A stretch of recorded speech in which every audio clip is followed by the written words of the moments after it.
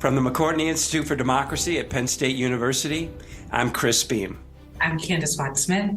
I'm Jenna Spinelli, and welcome to Democracy Works. This week, our guest is Della Volpe, the director of polling at the Harvard Kennedy School Institute of Politics, where he runs the Harvard Youth Poll. He's also the author of the book Fight: How Gen Z is Channeling Their Fear and Passion to Save America. So this conversation, as you might guess, is all about Gen Z.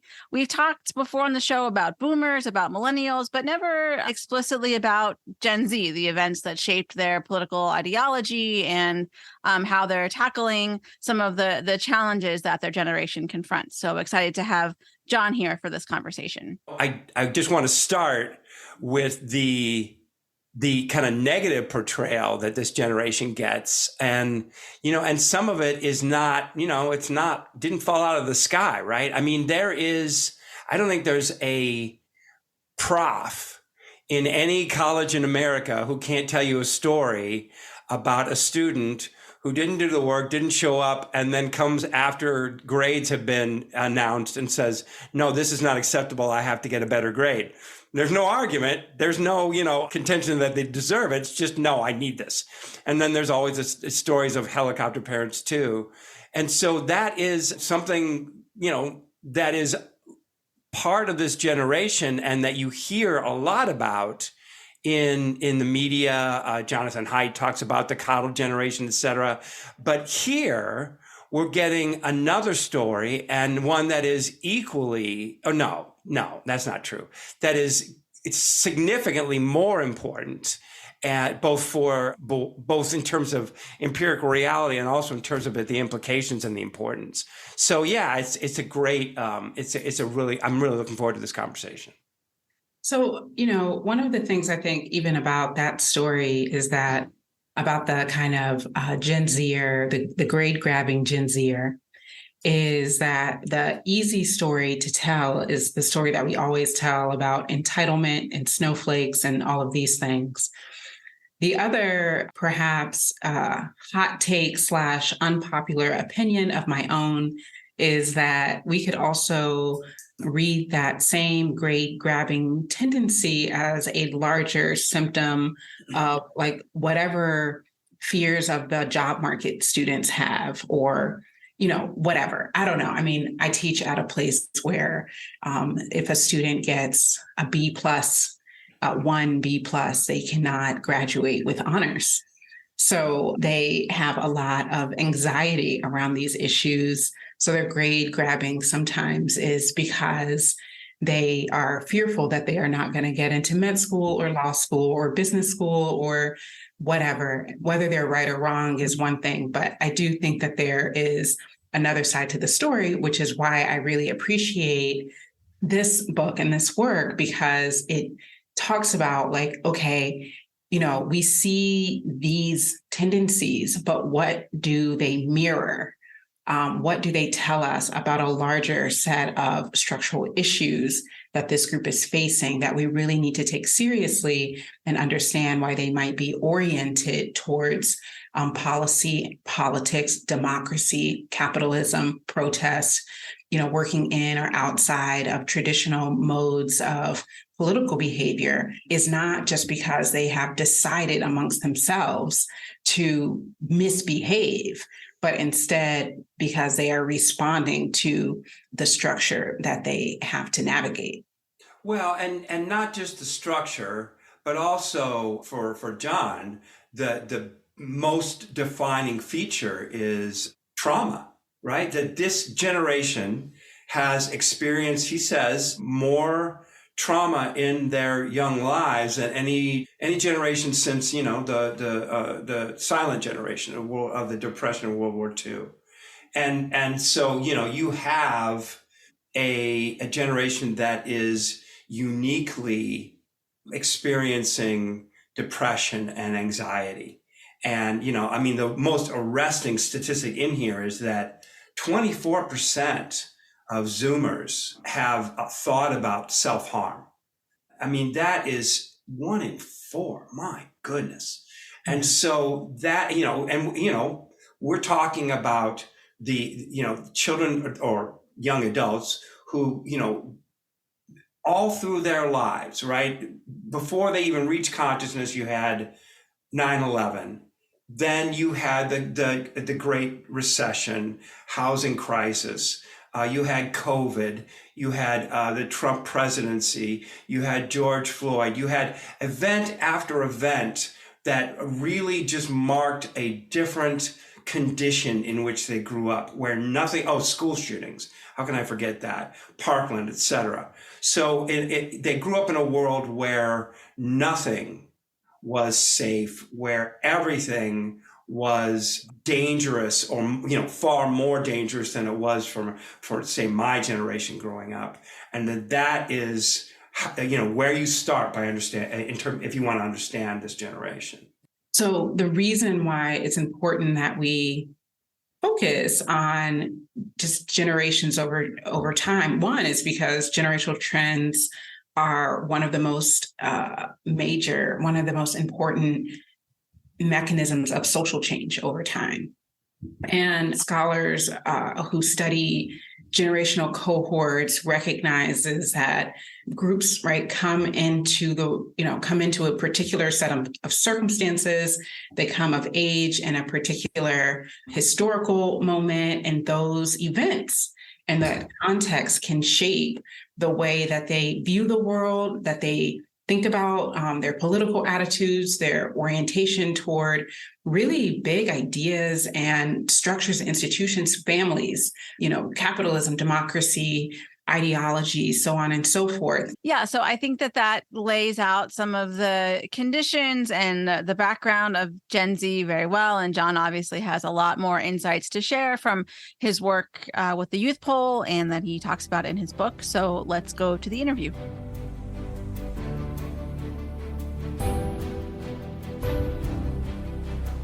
John Della Volpe, welcome to Democracy Works. Thanks for joining us today. It is great to be here. Thanks for having me, Jenna. So I wonder if you could start off just by reminding us of the events in history that have shaped Gen Z's political identity, political consciousness, and maybe how those effects have shaped that political identity. Sure. So I've been, Jenna, studying young Americans generally since 2000, right? So that includes all of the millennials and now a good portion of Gen Z. So that perspective is really helpful, I think, and some comparisons. And what I argue is that I don't think there's been any generation in 75 years since the greatest generation who's dealt with more trauma more quickly before neuroscience tells us that the human brain is mature, which is generally the age of 25, than this generation, Gen Z.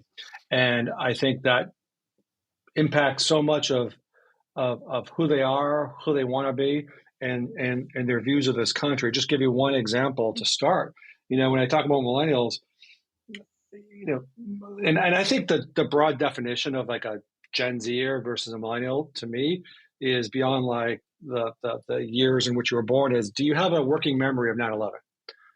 More specifically, September 12th or September 13th, when we came together as a nation. And if the answer is yes, you're a millennial. If the answer is it's a little fuzzy, maybe a zillennial, like my oldest of my three. And the answer is no.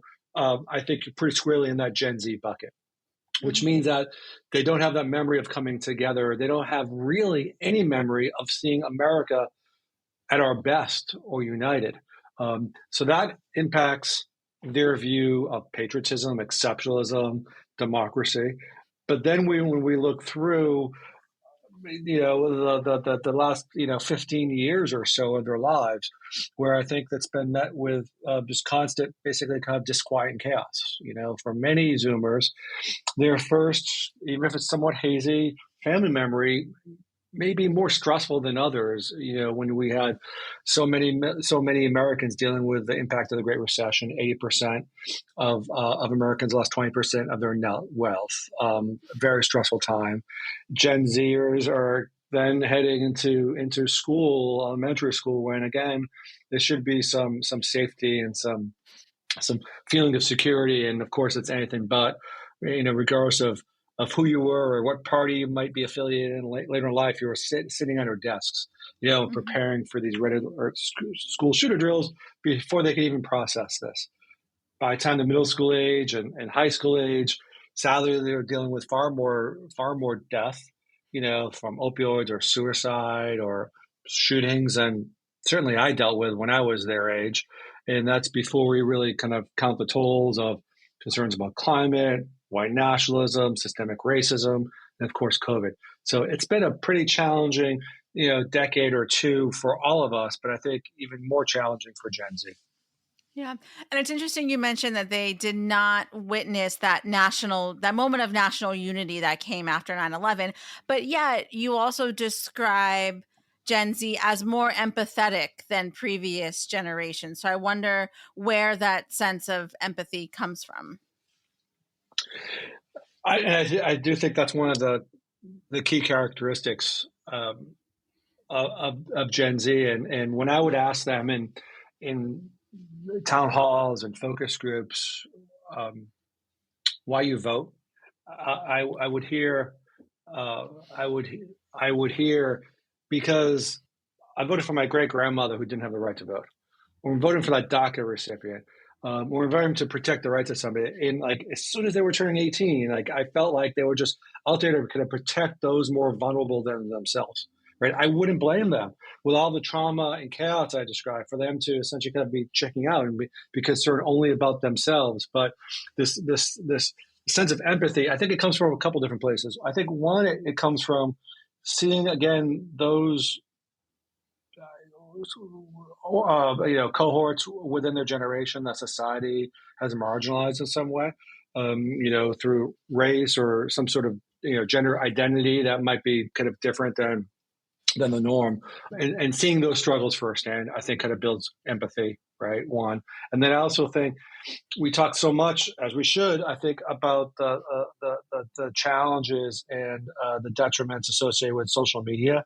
But I also think there is an element of connected element where people can see others in their struggles and try to identify themselves in some way. So I think those are a couple of elements.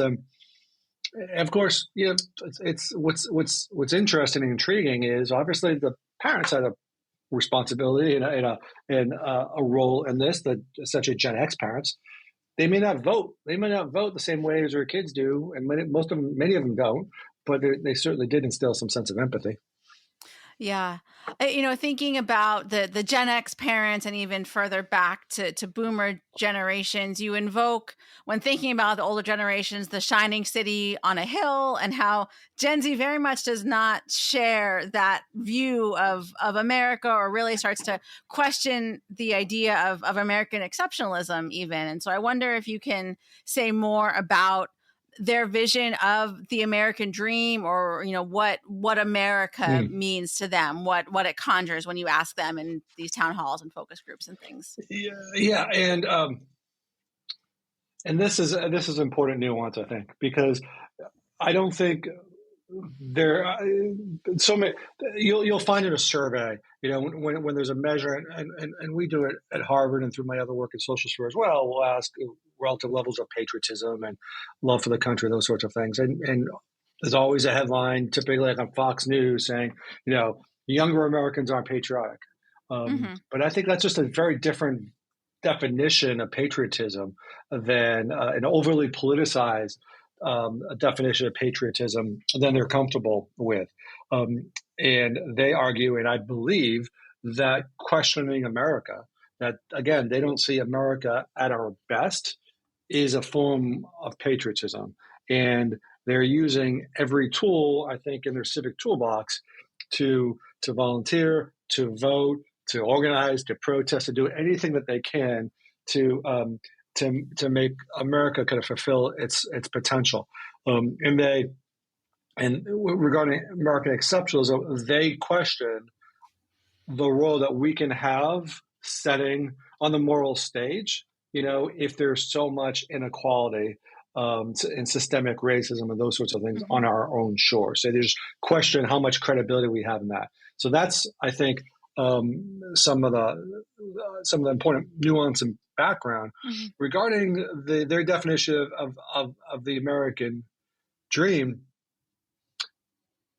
I think it's simple and frankly perhaps more mature than many might expect.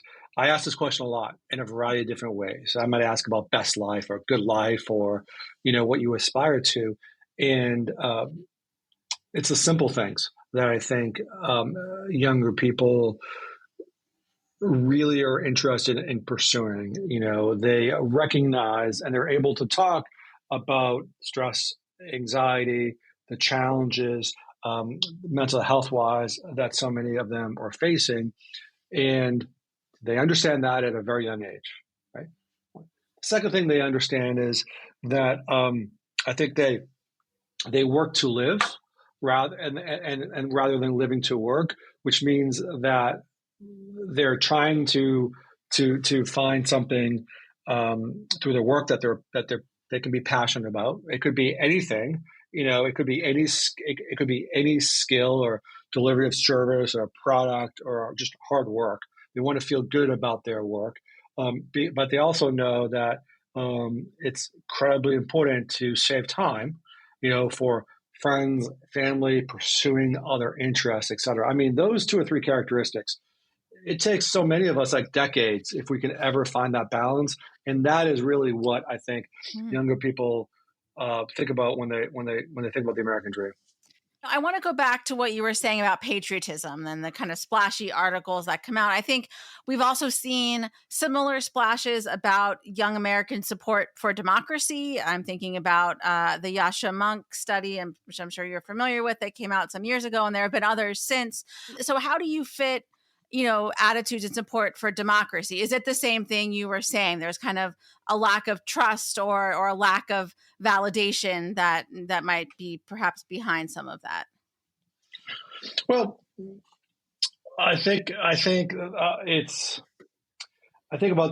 that. I think about capitalism. I think about democracy, and I think about capitalism. And I think they question us. They're like, how well has it been working for us? Right. And it's not I don't think it's a rejection of democracy. I don't think it's a rejection of capitalism. I don't think it's a rejection of the representative form of government. Is that they want to make sure that it lives up to its definition, to provide opportunities for Americans. And they believe in a kind of in a robust government to help solve some of these systemic challenges. But obviously, at the same time, they have failing grades when they ask about our institutions. So I think it's just much more nuanced. And I think just because people question capitalism, it doesn't mean they're socialists. If they question democracy, it doesn't mean they're looking for authoritarian or sort of government. Although there certainly are cohorts, who are interested in having that conversation. And specifically, if you have the next question, when you ask this in a conversation, the question is going to be about the elites, right? I mean, the answer will be about the elites. The answer will be about, Citizens United. The answer will be about money and politics. And is that really democracy? That's the conversation that young people are having. It's far more, I think, sophisticated than we might give them credit for. The other person I thought about when I was reading your book was the work of Jonathan Haidt, who, in his book, The Coddling of the American Mind, and I think he's working on one now called something like What's the Matter with Gen Z? But, he often frames this generation as coddled or fragile, or because of, he says, social media, the influence of social media, and, overactive parenting. But I mean, I think that just seems to me to be a very stark contrast to the picture you paint of this generation. Your book is called Fight, right? And so I know that, of course, no cohort is a monolith, but I wonder if you can help me square that circle a little bit for, how to, are we able to hold these two thoughts in our head at the same time? Or, how do you square what you see versus, that other framing? I think we can hold both thoughts. I think both things can be true at the same time. I think that over coddling, is something that is an issue. or a fact, right, or an element of this. By the way, young people don't cuddle themselves. Their parents do. Their Gen Z parents raise them to be a certain way, right? And perhaps that's part of the reason there's so much stress, when they may want to have a different path or different approach, than their parents. On the question of fragility, I think that's probably where I have the most, kind of a disagreement, right? Because when there's stress, you can do one of two things, right? You can flee or you can fight. And what I find, and I talk about, one little element of this in the book, is that young people standing up for justice, I think, in every aspect of their lives. And whether that, potentially, it brings me a lot of joy to see, the difficult conversations young people are having at the cafeteria in high school. When one person sees another young person being bullied or being marginalized or being picked on in some way, the ability for that young person, who is often very vulnerable, right, to stand up to that act of injustice. I've seen that dozens and dozens of times around the country when I ask the right questions of people, right? I don't assume anything. I ask them open-ended questions about, what keeps you up at night, or have you had a difficult conversation? And I hear this back, but I also see this in kind of in the broader perspective, from the news of the last couple of days, or the last couple of weeks, regarding Wisconsin and Tennessee, and the impact that those young people have, all the way to this historic level of civic participation and voting. Those examples are not examples of a reactionary, fragile, coddled generation. That's someone who understands injustice, is not willing to stand for it, and is, I think, having a significant impact already on our democracy. There's no question about it. Yeah. Let's talk about Wisconsin. I think as you were kind of alluding to, that is a good case for Gen Z's increase in voting and organizing and other forms of political engagement. Tell us what the role that young people played in the most recent judicial election there. I think this is part of the best case study of a youth strategy in modern history that I can think of, right? And the reason is it was an off year election, right? It was up until recently a relatively obscure election for a Supreme Court, and although there was tens of millions of dollars spent around the state, a relatively small group of people, and I'm so proud of him, Teddy Landis, who was the chair of my Harvard Opinion Project here at the IOP, who then was inspired to start Harvard Votes Challenge, was one of the main organizers here. And him, with a team of 12 other folks and 100 campaign fellows who were paid a small stipend for the participation, not only were able to organize their campus, the dozen plus campuses across the Wisconsin system, but they did so at a level of which no one would have suggested would be possible, which is the turnout was as low as 75, as high as I think 95 or 99% what the general election turnout was just a few months ago when you had a governor and a senator there. Not only that, but even in the most conservative precincts, which I think might have been in Green Bay, the progressive candidate that they were supporting received, I think, a minimum of 75% of the vote.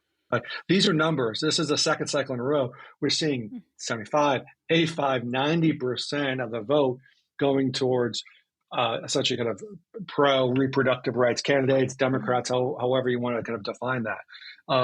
And there was real joy in that for these young people, right? There was some mentorship from former state party officials, but they really turned over the apparatus to younger people, to talk to other younger people. And what, Jenna, I think is the key to this is that they essentially did three things. They spent the first, part of that campaign just educating young people, Mm-hmm. They had, in a nonpartisan way, they had nonpartisan voter guides that I think they were fairly significant. So some of them were printed, others were available online through QR codes. But just to talk about what the issues are, who the candidates are in a nonpartisan way, and respect younger people to do their own homework, right? That's part one. We don't do enough of that, I think, in politics today to really kind of to help young people think about how to organize their thoughts on this. One. The second thing is, they talked about the importance of this, and the relevance of this, and to make sure that their attitude was square in terms of knowing how important it would be. And third, they did everything they could to break down the traditional barriers to participation. Mm-hmm. Yes, they were aided by same-day registration. Certainly had a significant impact and made their job easier. But when Teddy gave me a debrief last week, he talked about like the spectacle that his peers were able to create. From people running around in judges' costumes to, several hundred judges' gavels on one of the hills, outside the quad at one of the universities. And there was just real joy in creativity around this. And I thought that was just terrific and a case study that all of us can learn from.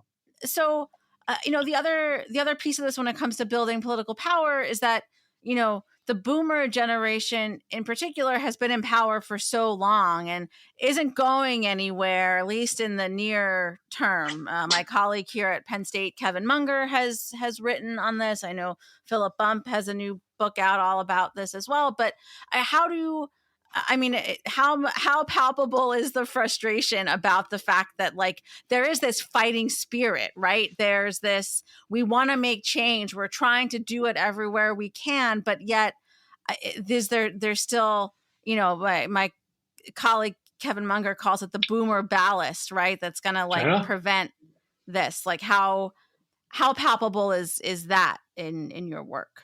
It's palpable, I suppose, between Gen Z and boomers, but I think really like what fires up Gen Z isn't boomers necessarily, it's the system, right? Mm-hmm. And what boomers represent, which is like the institution and kind of the sense of elitism in money and politics, and the fact that like we've got several systemic issues in this country that aren't being resolved, or in some cases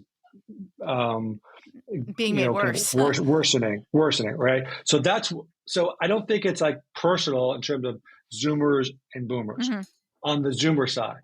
However, what is palpable is the Boomer-Zoomer relationship, right? So I talk a little bit about this book. I've asked this question so many times in so many different ways. And essentially, if you ask like a basic favorability question, right, about whether you do like a thermometer scale or you say fave, unfave in terms of like the relative like contribution different groups were making to society given like their age or whatever.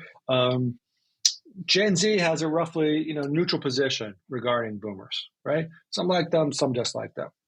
When you ask boomers, it's 2/3 have a negative impression of Gen Z, 1/3 have a positive or favorable impression. And that's dangerous because number one, it's their kids or those grandkids, but these are also like the young men and women who are sacrificing for public service, who are serving in the military and on the front lines of so many things, and to have such harshly negative views for no other reason other than a label, I think is of significant concern, because I think it is one of the most significant. I just think it really further weakens, one of the last institutions that used to have trust across ideological spectrum, which is the military. And I want to just talk for a second about Gen Z and the far right. Here at Penn State, we had leaders of the Proud Boys come to campus last fall. It was kind of a big to do. And so, as we just said, this generation is overwhelmingly, more progressive than conservative. But I also know that far right groups are very good at making inroads with people and kind of getting people on board. And so, how is that all playing out? What have those conversations been like in the work that you've done? So clearly that is, a concern in terms, we talk about like the vulnerable. We talked a little bit, not too much about COVID, right? Mm-hmm. And the lack of like civic education and mental health. So if you did a summary of the last several minutes of our conversation, there are enough pieces there that put in the hands, right, of an individual, a group of individuals who wanted to kind of prey upon those fears and take vulnerable people into a pretty dark place to have some success. And they are having success. One of the more prolific, spreaders of hate, white nationalism, white supremacy is a Gen Z group, right? Patriot Front. I don't want to give them, more attention than they deserve, but that's something that came, it was like a branding effort, frankly, that came out of Charlottesville, right? We had according to the justice system, one of the more dangerous members of the January 6th insurrection I talk about in the book. Again, a teenager, empowered by his parents, but a part of Gen Z. And breaking news, as I was walking over back to the office here, I believe that we'll find out that the individual responsible for the leaks in the Ukraine, Russia is a 21-year-old Gen Zer from Massachusetts, coming from an online community that kind of spread information around kind of guns and racism, right? So clearly kind of exists.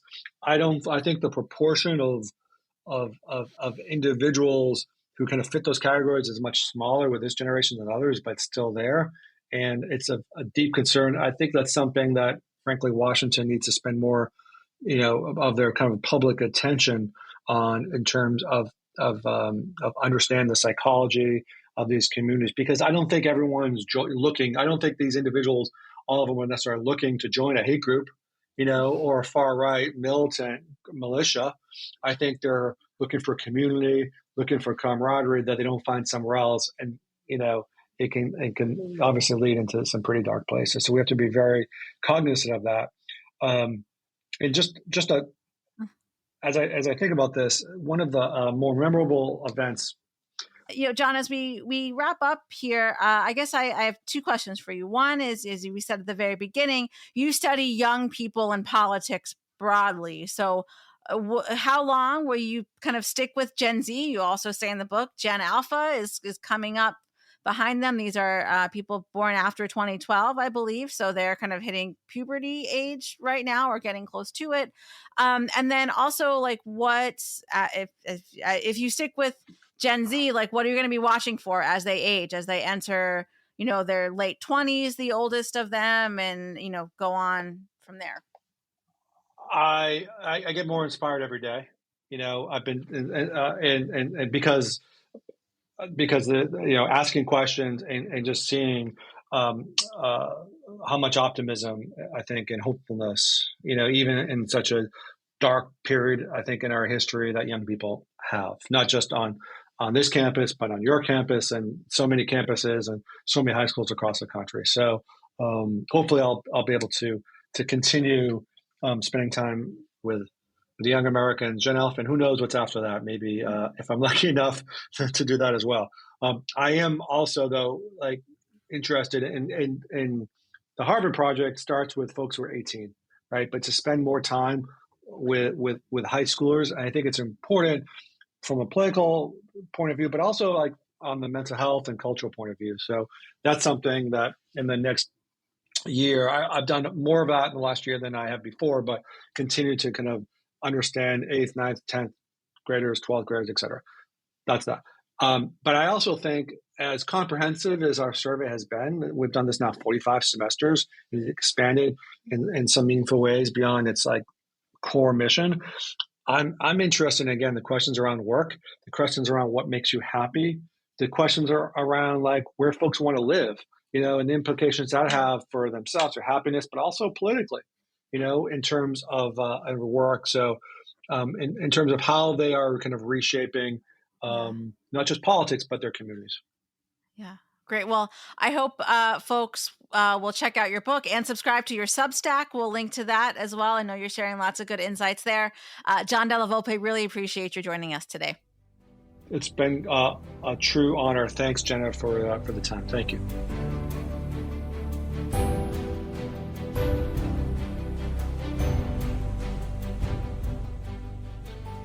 Thank you, Jenna, for that great interview, and John, for joining us and kind of bringing these issues to the forefront. One thing that stands out to me about why this conversation is so important is partially because just sheer numbers. It is predicted by 2028, that's 5 years from now, Gen Z and millennials combined will make up half of the electorate.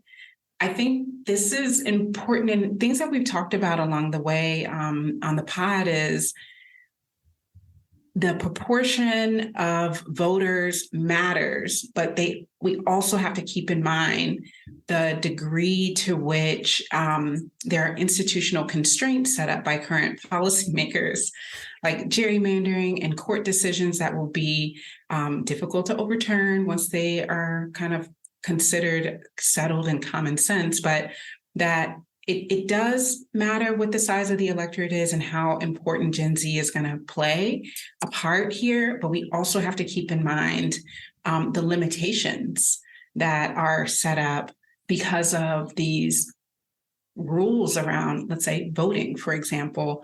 There are legislators right now trying to prevent polling stations from being placed at universities, for example. But needless to say, all the trash that people talk about the youth, I think, is in part because they know how important the youth is and will be over the course of time. Right, and it's only going to increase, right?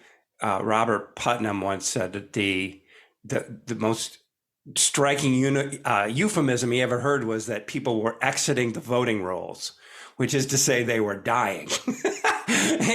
and you know, the boomers, that's already happening, and it's only going to continue.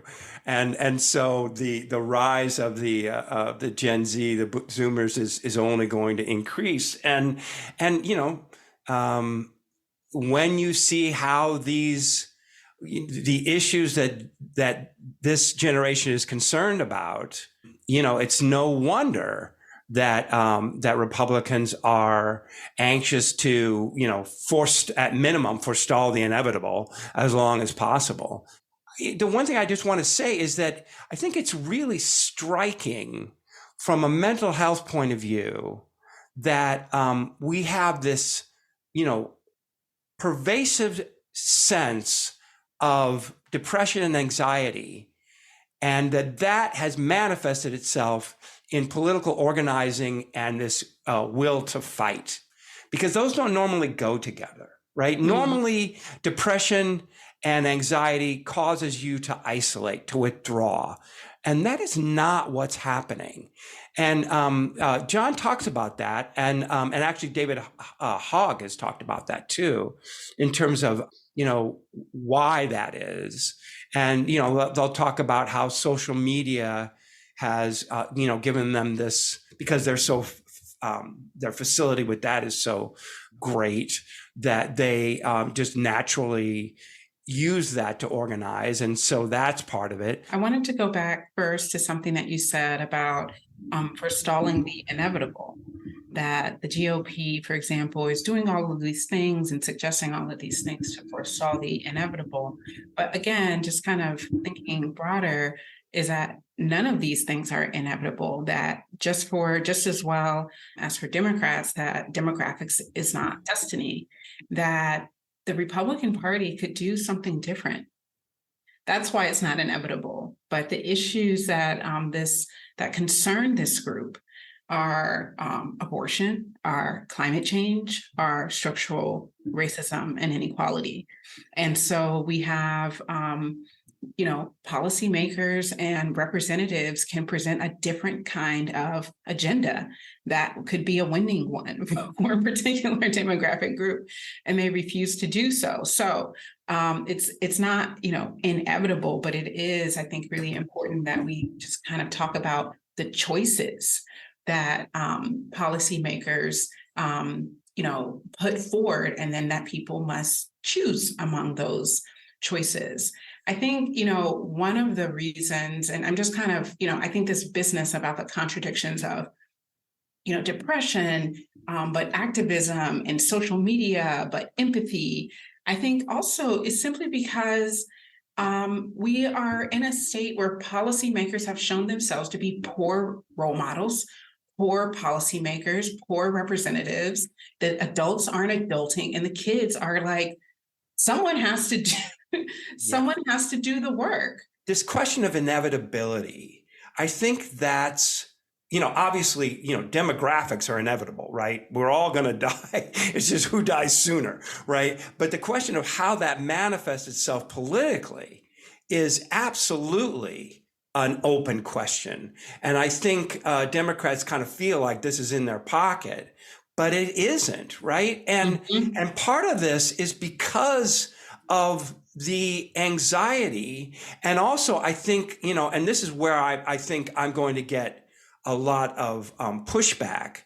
But one of the polls that I just saw showed that younger people have an approval rating for Joe Biden that's 36%. That's really bad, right? It wasn't much worse for Trump, if it was worse at all. And I think that bespeaks I'm just going to say it, a level of a lack of political sophistication.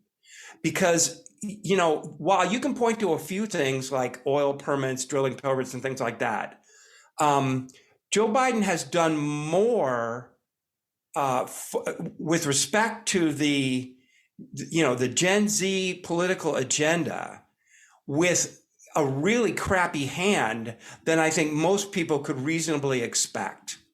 And if you're not aware of that or not willing to account for that, then I think that presents a political problem.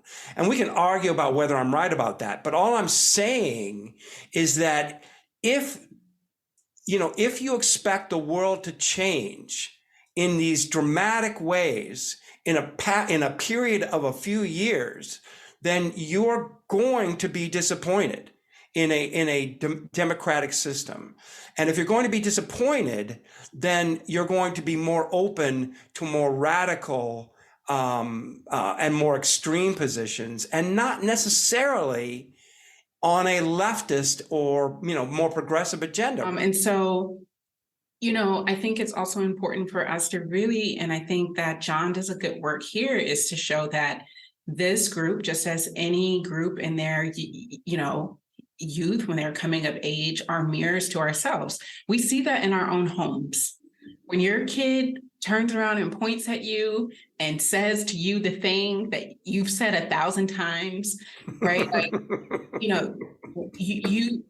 that same phenomena happens at a larger level. So if Gen Z is concerned about the quality of democracy, then we need to pay attention to that, or capitalism, or climate, or mental health, or whatever.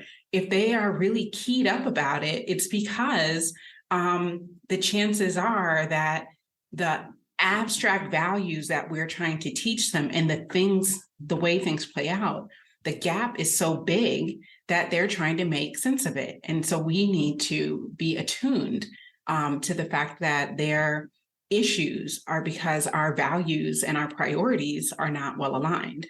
Right. No, I mean, clearly. And they're right to say that when you have 80%, you have a series of policy initiatives that have this around gun control, that have the support of over 80% of the American body politic, and yet we have shooting after shooting after shooting and nothing happens, that bespeaks a problem with respect to the responsiveness and the democratic condition of American politics. And so they're absolutely right to point this out. I wanted to point out one thing that really stood out to me in John's interview, is that he notes that Zoomers are neutral about boomers, but boomers are negative about Zoomers. And I think that's so dangerous and so bad. And people just need to grow up.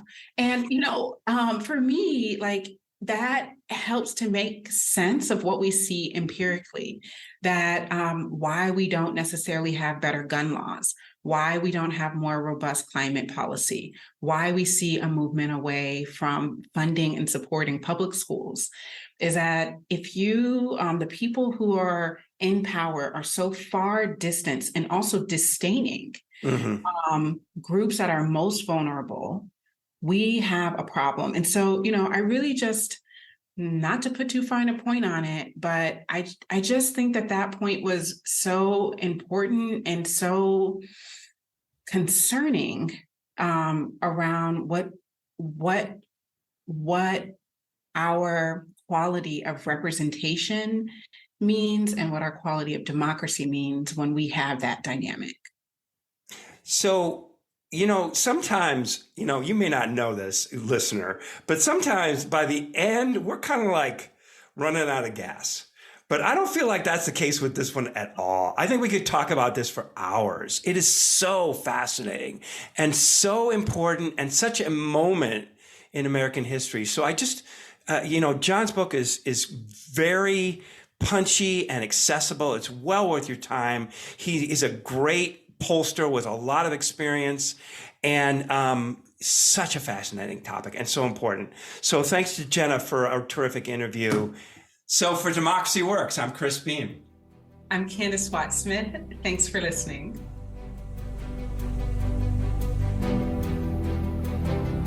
Democracy Works is a collaboration between the McCourtney Institute for Democracy at Penn State and WPSU Public Media.